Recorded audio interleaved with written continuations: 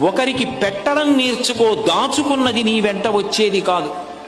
నరసింహశతక కర్తే ఒక మాట అంటాడు, తల్లి గర్భము నుండి ధనము తేడెవ్వడు, వెళ్ళిపోయేడినాడు వెంటరాదు, లక్షాధికారైన లవణమన్నమే కాని మెరుగు బంగారంబు మింగబోడు, విత్తమార్జన చేసి విర్రవీగుట కాని కూడబెట్టిన సొమ్ము కుడువలీడు, పుందుగా మరుగైన భూమి లోపల పెట్టి దాన ధర్మము లేక దాచి దాచి తుదకు దొంగలకిత్తురో దొరలకవునో, తేనెజుంటీ గలీయవా తెరువరులకు, భూషణ వికాస శ్రీధర్మపుర నివాస దుష్ట సంహార నరసింహ దురిత దూరా.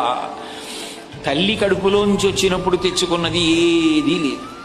అమ్మ కడుపులోంచి వచ్చినప్పుడు ఎలా వచ్చాడో వెళ్ళిపోయేటప్పుడు కూడా అంతే. ఒంటి మీద ఆఖరణ కప్పినటువంటి నూలు బట్ట కూడా లాగేస్తారు. లాగేసి తీసుకెళ్లి కట్టెల మీద పడుకోబెట్టి వెలిగించేస్తాడు. ఒంట్లో ఉన్న నెత్తురంతా ముద్దలు ముద్దలుగా కట్టెల మధ్యలోంచి పడిపోతుంది. ఒంట్లో ఉన్నటువంటి మాంసం అంతా కాలిపోతుంది. తల వెంట్రుకలు మొదలైనవన్నీ ఊడిపోయి గాలికి ఎగిరిపోయి చెట్ల మొదట్లలోకి వెళ్ళిపోతాయి. ఎముకలు ఊడి మెల్లిమెల్లిగా కింద పడిపోతే కొడుకు అస్థి సంచయనం చేసి తీసుకెళ్లి గంగా నదులలో కలిపేశాడు. ఏది మిగిలింది? ఇలా ఇలా ఉన్నన్నాళ్ళు చూపించి బోరలు విరిచినటువంటి వాడు తుట్టతొతకు ఏమయ్యాడు, పిడికెడు బూడిదయ్యాడు.